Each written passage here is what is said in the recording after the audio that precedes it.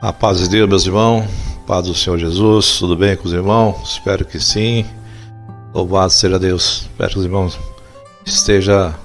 que tenha um final de semana abençoado, né? Cheio de paz e alegria. Sou o vosso irmão Cristo Norival, faço parte ali do trabalho da comunidade cristã no Brasil. E hoje, irmão, gostaria de falar sobre templos suntuosos, né, irmão? Seria bom um templo suntuoso? Para deixar bem claro, né, irmão? Quando Salomão, acho que fez uma oração, ele falou assim, que o Altíssimo não habita em templos feitos por mãos humanas, né? Ou seja, Deus não está nesse templo, em templo nenhum, de nenhuma denominação, por mais lindo que ele seja, o Altíssimo está. Mas, segundo nós entendemos na palavra de Deus, o Altíssimo, através do seu Espírito, habita em nós, né? Cristão, crentes, né? Não importa a denominação que você seja, que é o templo de Deus, né? Ele habita em nosso coração. Onde estiver reunido o povo de Deus, ali estará o Senhor, né? Se porventura você estiver dentro desse local, o Senhor está dentro de você. Mas não é o local que é o templo de Deus, e sim as pessoas que dão lugar ao Senhor, né? Só deixar bem claro. Mas eu queria falar, irmão, sobre a necessidade de templos gigantescos. Eu tenho uma opinião particular. Eu acho bom e ao mesmo tempo acho ruim. Porque um templo com 5 mil pessoas, 10 mil pessoas, 12 mil pessoas, 20 mil pessoas, um pregador que seja ali que leva as mensagens da palavra, o discipular essas pessoas eu creio que é difícil, né, irmão? Porque essas pessoas têm que ter aproximação, tem que ter um líder, tem que ter uma pessoa que converse com ele, tem que ter grupos separados para que tenha instrutores, né? Tem a pessoa que possa ensinar a palavra, né? E você concentra um grande número de crentes e fica tudo ignorante, sem entender a palavra de Deus, sem compreender. Então, às vezes um templo mais menor, então há uma possibilidade de você ensinar melhor as pessoas, porque você vai ter a proximidade com as almas, com as ovelhas, né? Então esses templos com gigantescos serviriam apenas de eventos para mim, não um local para praticamente discipular, né? E muitos desses locais é usado para show, cantos, né? Coisas que relacionadas de certo modo ao meio evangélico, né? Mas todas as denominações eles criam templos suntuosos, seja a Universal, seja a Congregação Cristã no Brasil, seja a Assembleia de Deus, todos os ministérios, irmão. Eles procuram criar um templo gigantesco, que de certa forma atrai algum grupo de pessoas que vão pelo visual e não expressamente pelo Jesus, pela palavra, né? As pessoas, muitos acompanham por aparência, né? Porque acha bonito, né? Tem um local, um estacionamento, vai com a família, tem essas comodidades, mas eu quero questionar a eficácia de templos suntuosos, até onde ele pode ser benéfico à sua formação espiritual. Olhando aqui, tem uma pessoa, um artigo, a pessoa comenta algo interessante, né? Ele fala, ele colocou assim, lendo uma matéria de jornal sobre a construção de um novo templo das Assembleias de Deus, né? Não fala o ministério, pode ser qualquer um deles aí, na cidade de Ribeirão Preto, São Paulo, com capacidade para 12 mil pessoas e que deverá ficar pronto em 2012, né? Já foi está até inaugurado. Então, irmão, a reflexão que ele fala assim, para que isso? Será que não estão percebendo do tempo? Será que as lideranças cristãs desse país não estão percebendo que Jesus está às portas? Será que os sinais vistos e ouvidos todos os dias nas rádios e TV não estão sendo entendidos? Então a pessoa está fazendo uma observação, os pastores não estão observando que ele quis dizer, mais ou menos, que eu entendi, e as pessoas estão precisando do conhecimento da verdade, né? Do conhecimento da palavra, do entendimento, né? Do evangelho, das boas novas, saber de Jesus, saber mais sobre salvação, saber mais vida eterna, Não de um evento, de uma pregação eloquente, que é onde que a pessoa muitas vezes não aprende nada. 12 mil pessoas ouvindo uma pessoa palestrando, só mesmo falando mesmo de Jesus verdadeiramente. Mas muitas vezes a reunião cristã, as pregações vão falar de problemas e comportamentos humanos, comportamentos de pessoas, e do evangelho praticamente nada, né? É uma opinião particular minha, eu sou a favor de salas de aprendizado, né? Grupo de pessoas, liderança onde possa ensinar, possa perguntar sobre o evangelho, ensinando a palavra, discipulando, né? Acho que é muito importante o aprendizado das escrituras, conversando, dialogando, lendo as partes da escritura, um perguntando, respondendo, né? Quem está na frente respondendo e compartilhando o conhecimento da palavra da Bíblia. Então, não é de certa forma é um estudo bíblico, mas é um aprendizado bíblico, na verdade, né, irmão? Onde as pessoas tiram suas dúvidas, muitas vezes o cristão ele está na igreja, mas está com dúvida. Aí ele coloca assim no artigo, irmão, Coríntios capítulo 7, é uma advertência que fala em relação a isso. Isso, porém, vos digo, irmãos, 1 Coríntios capítulo 7. Isso, porém, vos digo, irmãos, que o tempo se abrevia. O que resta é que também os que têm mulheres sejam como não tivessem, e os que choram como não chorassem, e os que folgam como não fogassem, e os que compram como não se possuíssem, e os que usam desse mundo como se dele não abusasse, porque a aparência desse mundo passa. Então tudo que nesse mundo que tem, se passa. Vai chegar uma hora que vai cair em desuso, que não tem serventia. Exposição, uma irmandade constrói templos gigantescos. Um governo ele pode, agora no momento, confiscar esses templos para um estado de emergência, porque ele quiser, ou confiscar, ou tomar. E aquilo ali ficou perdido, né? Aquilo ali não tem importância. Então, porque coisas gigantescas, elas podem ser também ser confiscadas, conforme isso é uma hipótese, estou falando, né, irmão? Como já aconteceu no passado. Em momentos difíceis, eles confiscam mesmo. E em Apocalipse capítulo 3, ele coloca essa passagem. E o anjo da igreja que está em Laodiceia escreve: isso é, amém, as testemunha fiel e verdadeira, o princípio da criação de Deus. Conheço as tuas obras, que nem és frio nem quente. Quem dera foras frio ou quente. Assim, porque és morno, né? E não és frio nem quente, vomitarei da minha boca. Como diz, rico sou, estou enriquecido e de nada tenho falta. E não sabes que és desgraçado, miserável, pobre, cego e nu. Aconselho-os que a mim compres ouro provado no fogo, para que te enriqueça, e roupas brancas para que te vista e não apareça a vergonha e a tua nudez, em que unja os teus olhos com colírio, para que veja, eu repreendo o castigo a todos quantos amo. Se pois zeloso, arrepende. Eis que estou à porta e bato, e se alguém ouvir a minha voz, abrirei a porta, entrarei em sua casa e com ele cearei, e ele comigo. Ao que vencer, lhe considerei que assente comigo no meu trono, assim como venci, e apresentei ao meu Pai ao seu trono. Quem tem ouvido, ouça que o Espírito diz às igrejas.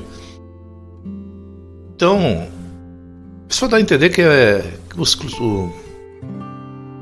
os tempos suntuosos nada mais é que uma vaidade, né? Uma vaidade da igreja, a vaidade das lideranças, né? Onde reúne muitas pessoas com o intuito de adorar a Deus, né? E aprender a palavra. Muitas vezes cria esses tempos gigantescos, mas o aprendizado da palavra fica a desejar, irmão. E as escrituras é bem clara. Quando a gente conhece a verdade, nós nos libertamos. Conhecer a verdade nos libertará. Quando nós conhecemos verdadeiramente a Cristo, nós somos libertos. Quando nós conhecemos a palavra de Deus, somos libertos das coisas desse mundo, daquelas coisas que não agradam a Deus, né? Do pecado, da concupiscência, assim por diante, né? Então ele diz assim: O surgimento de ideias de grandes suntuosas construções, de superdenominações, de super apóstolos, de super bispos, de super pastores, de estreias gospel, de mercantilização da Bíblia Sagrada e do Evangelho, da transformação da Bíblia Sagrada em Bíblias variadas, como a Bíblia do estudo da batalha espiritual, a vitória financeira, da publicação. Momento. Amados, continuando aqui, que tem um cachorrinho que dá trabalho. Depois eu faço uma edição. Amados irmãos, então ele dando a entender, né, que hoje o interesse dos grandes líderes, das grandes pessoas que estão à frente de um povo, é criar templos suntuosos, templos bonitos, onde pode atrair as pessoas para os eventos, né? Onde você pode abraçar mais pessoas e dar a entender que é mais um interesse financeiro. Você concorda, irmão?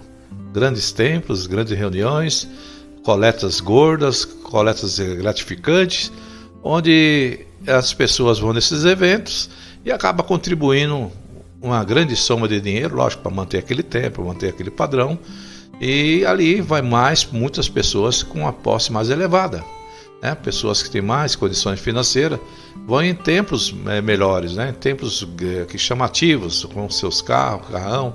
Então a coleta é grande. Então eles super pastores que gostam, ele cria esse mercado, né, irmão? Esses eventos, show, gospel. Agora estou falando em geral, irmão, né? A Bíblia de estudo da batalha espiritual que ele está falando, a vitória financeira, da publicação de livros com sugestivos títulos, tipo Manual do Espírito Santo. Aí ele está falando de alguns líderes, né, que criou algumas publicações, onde que é vendido os seus livros também, uma grande condições financeiras vai aparecer ali na venda dos livros, grandes eventos, né? Ele está generalizando várias pessoas. Eu não estou criticando, eu estou falando... sabe como é criticando? Vai no lugar de vender nada, vai vender, monta uma barraquinha lá na Bienal do Livro, lá vai vender seu livro, lá dentro da igreja. Tudo isso me leva a entender que nada mais do que uma grande apostasia do tempo do fim. Aquilo que era exclusividade de uns está alastrando como um câncer maligno. Ninguém está escapando, nem batista, nem metodista, nem assembleano. Não falei nem da congregação, né, irmão? Mas da congregação não vende livro, né? Mas é um tempo suntuoso, mesma coisa, irmão. Não é só vocês que estão nessa ideia de tempos suntuosos. Todo mundo aí. Tempos suntuosos gera um poder aquisitivo melhor. Ensinamento da palavra que é bom, nada. Uma das regras atuais da estratégia para a evangelização, agora ele está falando, é o G12. O que vale são os números de igreja metodista do Rio de Janeiro. Ele está dando uma explicação da região. Por exemplo, estabeleceu uma meta de 1 milhão de novos membros em 2014, na prática. Tudo seja antigo, irmão. Em total, foi dividido o número de igrejas na região eclesiástica, cada uma recebendo uma meta a ser cumprida. Aqui tem um link, né? A outra regra, a estratégia é que a verdadeira ferramenta de marketing é a teologia da prosperidade presente 100% em algumas igrejas, 50% em outras e 35% em outras, e assim por diante. Realmente é verdade, irmão.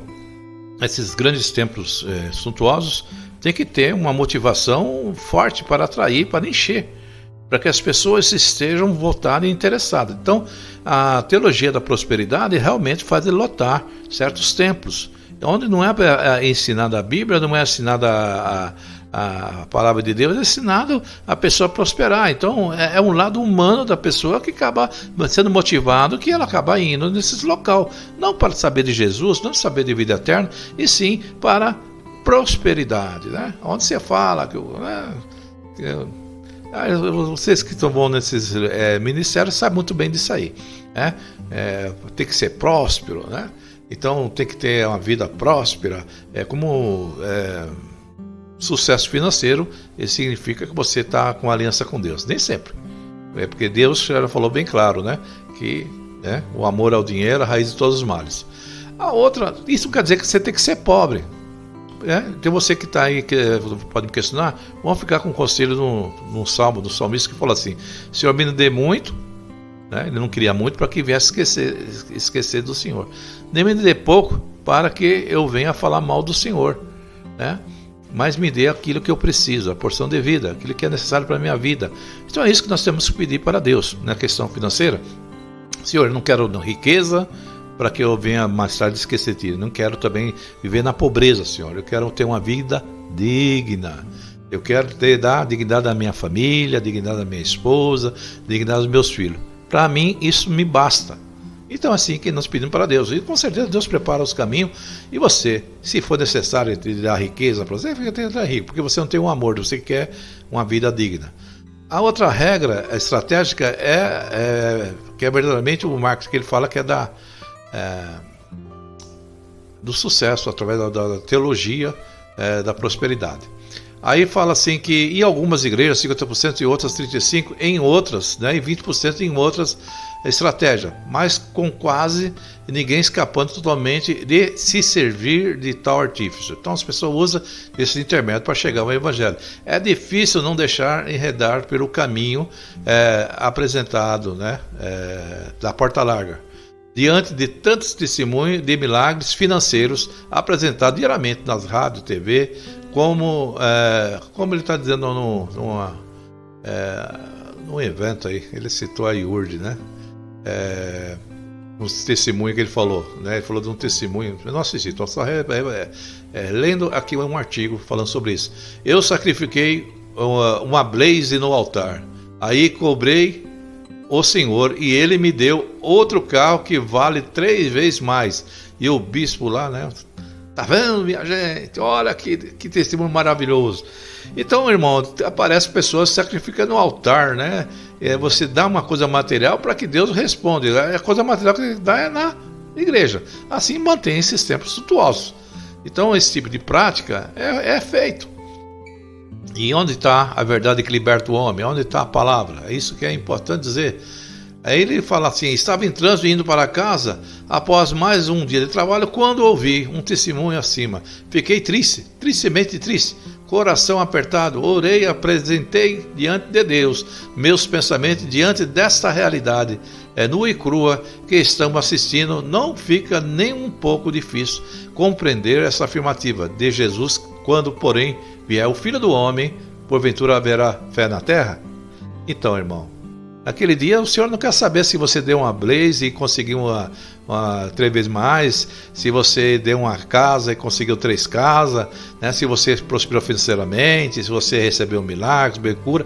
Quer saber que se você honrou a palavra de Deus, se você está em obediência à palavra de Deus, se você manteve uma vida regenerada, se você combateu, você mortificou a sua carne, né? Isso é importante dizer, irmão, porque essas coisas podem até, né, de certo modo, viver parte da sua vida, mas isso o Senhor vai cobrar naquele dia. Obviamente que Jesus estava se referindo à fé nele, quando ele falou dessa parte aí, né, a fé na terra. Por quê? Fé em Jesus. Por quê? Quase todo mundo tem fé. Uns aí ele cita. Tem pessoas que têm fé na Aparecida, em outro santo, fé em entidades, em mística, né? Fé no homem. Mas o interessante é fé apresentado pela teologia da prosperidade, crê nesses movimentos, tem pessoas que têm fé, pessoa que acredita, não, aquilo é verdadeiro, não, lá tem milagre, não, a pessoa prospera, não, a pessoa é liberta, a pessoa e a fé em Jesus, né? E a missão de falar de Cristo, né? Essa daí, a cruz, o sacrifício. Será que esses templos suntuosos, esses cultos, se falasse de Jesus, do amor, do sacrifício, que Jesus deu a sua vida por amor dele, que promete a vida eterna, será que as pessoas estariam contentes, irmão?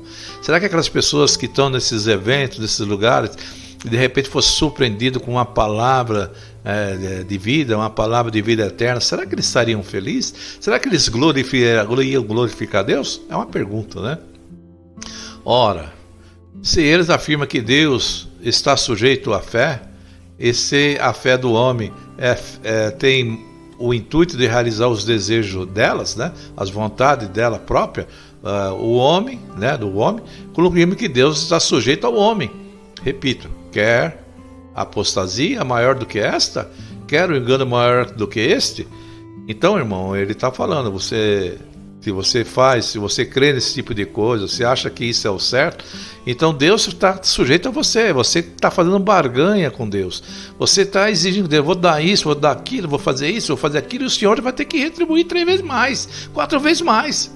Quer dizer, é um evangelho da troca, né? Dá e quer receber em troca. Então, irmão, isso não é o evangelho verdadeiro de Jesus, né? Se o seu ministério faz isso, eu estou apenas dizendo advertindo que não é assim que funcionam as coisas. Aí ele fala, diante desses escravos, viemos surgir a ideia dos super templos, super apóstolos e bispos. Aqui eu já falei, né? E super sacerdotes e super homens. Tudo isso me leva a uma reflexão. Hoje, em muitas igrejas, qual seria o principal motivo do culto? Louvor e adoração? Pregação da palavra? Ou ministração dos dízimos e oferta? É uma crítica muito severa. Aí ele fala, chega à conclusão o seguinte, é totalmente lícito separar um momento para o recolhimento do dízimo e oferta, um momento do louvor e o fruto da gratidão a Deus. Expresso que aqueles que assim queira fazer conforme temos em 2 Coríntios 9:7, cada um contribua segundo propõe no seu coração, não com tristeza ou por necessidade, porque Deus ama o que dá com alegria, né? Então aquilo que você faz para Deus, tem que ser com alegria. Se você quer dar R$10, dá com alegria. Se você quer dar 100, 1000, 10 mil, dê com alegria. Mas tudo que faz para Deus é com alegria, não com imposição, nem com mandamento, nem com uma coisa obrigatória. Porque Deus ama os que dá com alegria. Contudo, também chego à conclusão de que quando esse momento de recolhimento e de dízimo e oferta transformado em um momento de sacrifício como afirmativa, quanto maior seu sacrifício, maior será a bênção, né? Então tem pessoas que eu vou dar isso aqui, Senhor, essa oferta eu vou sacrificar, eu vou doar no altar, eu vou dar 10 mil, como é você com a esperança de receber 30 mil? Irmão, então não é assim que funciona, isso não é evangelho, né? Então é um entendimento, eu também concordo com ele, né? Concordo com ele que o evangelho é falar das boas novas, falar de Jesus, falar de salvação, falar de vida eterna. Talvez você esteja nessa denominação, você pode ficar até meio chateado comigo, mas aqui eu estou comentando com um artigo que eu achei interessante, falando dos tempos suntuosos, né? Você também que vai nesses tempos suntuosos, você que também é congregacional, acha aquilo bonito, maravilhoso, casa do Senhor, que coisa linda, coisa maravilhosa. Irmão, nosso intuito das reuniões cristãs é adorar e louvar a Deus, né? É aprender da palavra, é melhorar como pessoa cristã, é ser mais aperfeiçoado, e a gente consegue isso através do ensino da palavra. Então, o ministério que não prioriza o ensino da palavra, né, o ensino da Bíblia, e procura outros caminhos, né, para juntar pessoas, vai querer encher o céu de pessoas doentes que não vão para o céu. Não vão ser um escolhido, irmão. O escolhido é aquele que crer nas promessas de Jesus, aqueles que creram no Senhor, né? Nós devemos pedir das coisas terrenas, as coisas que ficam, nós temos que pedir uma condição de vida para Deus digna.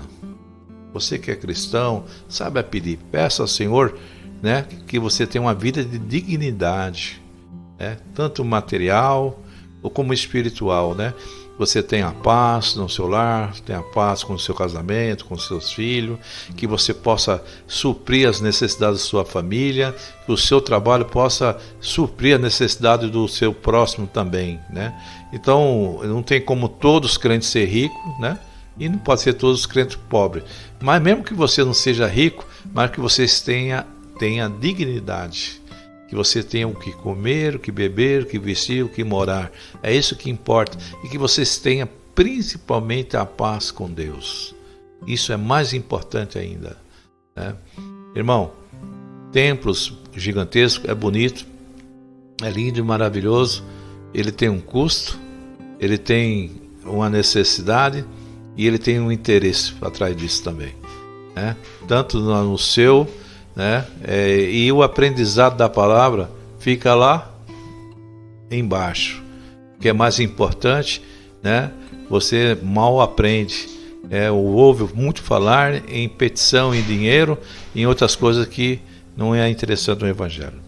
Então esse aqui é o comentário, esse é o assunto que eu queria falar sobre essa parte. Não é uma crítica, mas uma advertência.